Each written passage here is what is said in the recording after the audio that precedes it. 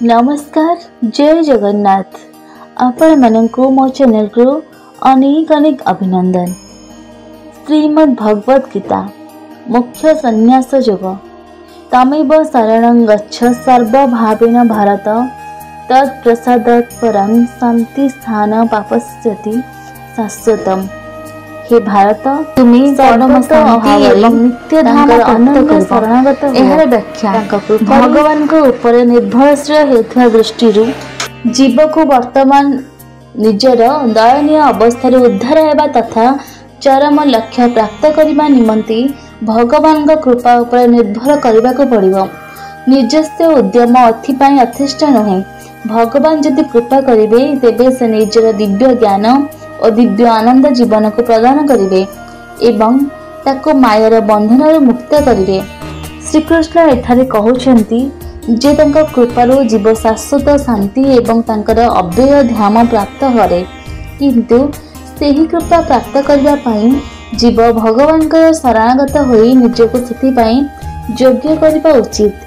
जने सांसारिक पिता मध्य निज संतान को तांकर मूल्यवान संपत्ति हस्तांतरित करंती नहीं जे पर्यंत से संपत्तिर सदुपयोग करने निजको योग्य साब्यस्त न करिछि। सेहीपरि भगवत कृपा मध्य एक मनमुखी कार्य नहे। भगवान तांकर संपूर्ण न्यायसंगत नियम अनुसार यह प्रदान करिथांती। कृपा करबाकु जाई भगवान जदि कौनसी नियम अनुसरण न करंती तेबे मनुष्य माने तांका प्रति आस्था तुटिजिब। उदाहरण स्वरूप मने करंतु जणे पितांकर दुई पुत्र अछंती। से उभय को धान अमल समय क्षेत्र कठिन परिश्रम करने को निर्देश देले। जड़े पुत्र सारा दिन खर झाड़ बुहाई परिश्रम कला। राति क्षेत्र फेरिबा परे बापा तांको कहले, पुत्र तुम्हें अति भल काम करिछ, तुम्हें आज्ञा बह, परिश्रमी तथा विश्वस्त अट। यही 500 टंका तुमर पुरस्कार अटे, तुम इच्छा अनुसार खर्च कर। द्वितीय पुत्रटी किछि कला नहीं। सारा दिन बिछण रे सोई रही मद्यपान धूमपान करने सहित निज पिता को गाड़ी गुलज कला। राति रे मने करंत पिता यदि कहिबे किछि चिंता नहीं, जहाँ हेले भी तुम्हें मध्य मोर पुत्र, तेणु यही 500 टंका नियम एवं उपभोग कर। तेबे सफल फल यह हेब जे प्रथम पुत्रर कठिन परिश्रम करिबार आग्रह लोप पाइब। से चिंता करिब मो पितांकर पुरस्कृत करिबार शैली जदि एपरि अटे ताहले मु काहेकि परिश्रम करिबी, मु मध्य किछि करिबी नाही, कारण जेमिति हेले भी मु 500 टंका पाइबी। सेहीपरि आमे योग्य हेबा पूर्वरु भगवान जदि आमको कृपा प्रदान करिवे तेबे अतीत रे जो संत माने तांकर कृपा प्राप्त करिथिले सेमाने अभियोग करिवे एपरि कोन आमे निजको शुद्ध करबाको अनेक जन्म परिश्रम करबाको पड़े। भगवत कृपा लाभ करथिलु किंतु एही व्यक्ति निजको योग्य न करी यह प्राप्त कले, तेणु निजर उन्नति पाई आमर साधना मूल्यहीन अटे। भगवान कहती मु एपरी मनमुखी कार्य करे नाही।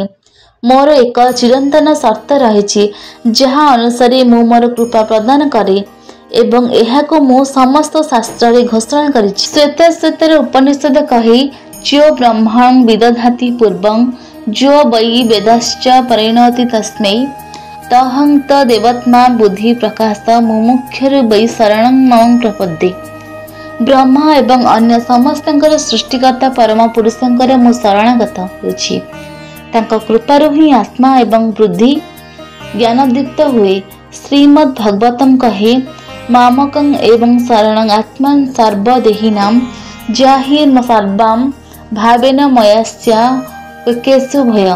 हे उद्धव, समस्त पार्थिव सामाजिक एवं धार्मिक कर्म त्याग करी केवल मोर समस्त आत्मांकर आत्मार शरणापन्न हुआ, सेतेबेले ही तुमे एही भवसागर लंघन करी निर्भय होई परिबो।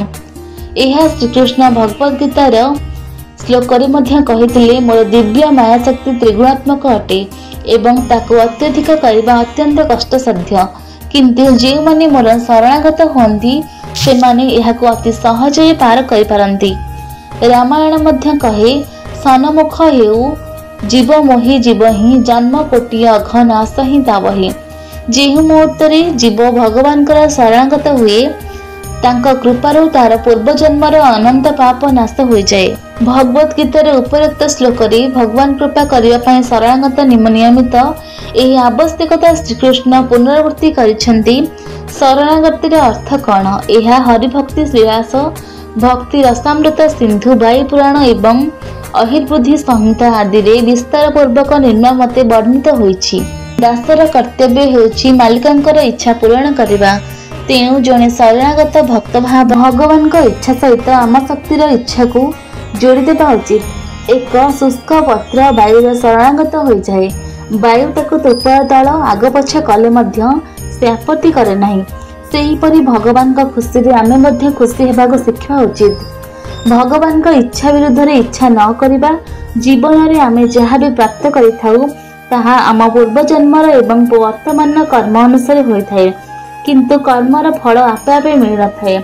भगवान सेगुड़ी को लिपिबद्ध करी उचित समय फल प्रदान करिथांती। जेहेतु भगवान निजे फल प्रदान करिथांती, आमे सहर्ष सेगुड़ी को स्वीकार करिवार अभ्यास करबा उचित। साधारणतः जेतेबेले संसार रे मनुष्य माने धन संपत्ति जस आनंद एवं विलास प्राप्त करती सेमाने भगवान को कृतज्ञता ज्ञापन करने को भूली जाती, किंतु कष्ट भोग कले सेमाने भगवान को ऊपर क्रोध प्रकाश करिथांती। आपण मो प्रति एपरि काहे कले? भगवान का शरणागतिर द्वितीय लक्षण है से जहाँ देले भी अभियोग न करिबा।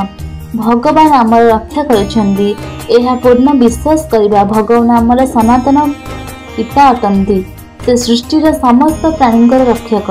पृथ्वी रे कोटि कोटि पिंपुड़ी अछंती एवं से माने नियमित खाद्य रे आवश्यक करिथांती। केबे भी केते हजार पिंपुड़ी अनाहार रे मृत्युवरण करी बगीचा पड़ुथिबा आपण देखिसेंती कि? भगवान समस्त पई खाद्य निश्चिंत करती। अन्य पक्षरे गोटे हाथी प्रतिदिन प्रचुर परिमाण खाद्य खाए। भगवान ताहा मध्य प्रदान करती। जने सांसारिक पिता मध्य निज संतान मानकर जत्न नियंती एवं सेमानंक पई खाद्यर व्यवस्था करती। ताहा हेले आमे काहेकि अविश्वास करिबा? आमर सनातन पिता भगवान आमर जत्न नेबे नाही। आमर सुरक्षा पई तांको उपरे पूर्ण विश्वास शरणागतिर तृतीय लक्षण अटे। भगवान प्रति कृतज्ञता भाव पोषण करिबा। आमे भगवान ठारू अनेक अमूल्य उपहार पाइबछु। जेउ धरणी उपरे आमे चली थाए, जेउ सूर्यलोक द्वारा आमे देखि थाए, जेउ वायु को आमे श्वास भाव ग्रहण करि थाए, जेउ जल को आमे पान करि थाए, से सब किछि भगवान हमको देइछन्ती। वास्तव में तांका द्वारा ही आमर अस्तित्व रहिछि। से हमको जीवन प्रदान कले एवं आम आत्मा रे चैतन्यता भरिदेले। प्रति बदल आमे तांको कौनसी कर देई न थाए, किंतु से हमको जहाँ देइछन्ती सेथिपई अति कम रे आमे तांको प्रति कृतज्ञता रहिबा उचित। एहार विपरीत अकृतज्ञ मनोभाव। उदाहरण स्वरूप जड़े पिता निज संतान पई बहुत किछि करिथांती। संतान को जदि पिता प्रति कृतज्ञ रहिबा को कहा जाए एवं संतानटी उत्तर दिए मु काहेकि कृतज्ञ रहिबी, तांका पिता तांका जत्न नेइथिले एवं से मोर जत्न नेउछन्ती। यह सांसारिक पिता प्रति अकृतज्ञता अटे। भगवान जहाँ सब हमको देइछन्ती सेथिपई से चिरंतन पिता प्रति कृतज्ञ रहिबा शरणागतिर चतुर्थ लक्षण। आम पाखरे थिबा समस्त वस्तु को भगवान को मन करिबा। भगवान समस्त ब्रह्मांड सृष्टि करछन्ती। एहा आमर जन्म पूर्वर विद्यमान थिला एवं आमर मृत्यु पर मध्य विद्यमान रहिबो। तेणु समस्त वस्तुर प्रकृत अधिकारी भगवान ही अटंती। आमे जेतेबेले कौनसी वस्तु को आमर बोली कहू सेतेबेले आमे भगवानकर अधिकारित्व भूली जाऊ। मन करंतु आपणक अनुपस्थित रे केही जने आपणक घर को आसीबे। से आपणकर पोशाक पिंधिबे, रेफ्रिजरेटर रु खाद्य काढ़ी खाइबे एवं आपणक शय्यारे शयन करिवे। घर को फेरी आपण क्षुब्ध होई पचारिबे, मो घरे तुमे कौन करिछ? से कहिबे मु आपणकर किछि नष्ट करि नाही, मु केवल जहार व्यवहार करिछि ता आपण काहेकि असंतुष्ट हेउछन्ती? आपण उत्तर देबे तुमे कौनसी वस्तु नष्ट करि नथाई पार, किंतु ए सब मोर अटे। मोर बिना अनुमति रे आपण ए सब व्यवहार करछन्ती। तेणु आपण कोन चोर? सेही परि संसार एवं संसारर समस्त वस्तु भगवानकर अटे। एहाकु मने रखी अधिकारित्वर अहंकार त्याग करिबा शरणागतिर पंचम लक्षण अटे। शरणागत होइथिबार अहंकार त्याग करिबा। जदि आमे करिथिबा कोनोसी भल कर्म पई गर्व अनुभव करू ताहा आम हृदय कलुषित कर दिए एवं आमे करिथिबा सुकर्मर नष्ट कर दिए। तेणु नम्रता अत्यंत गुरुत्वपूर्ण अटे। जदि मु किछि भल कर्म करि परिली एहार कारण भगवान मो बुद्धि को उचित मार्गदर्शन कले। निज बुद्धि रे मो पक्षरे यह करिबे संभव होई पार नथांता। एही दीनता शरणागतिर श्रेष्ठ लक्षण अटे। शरणागतिर एही 6टी लक्षण जदि आम ठारे पूर्णतः परिदृष्ट हुए तेबे जानिथिबाकु हेबो जे आमे भगवान का शर्त पूरण करि परिछे एवं भगवान तांकर कृपा आमको प्रदान करिवे। ओम नमो भगवते वासुदेवाय।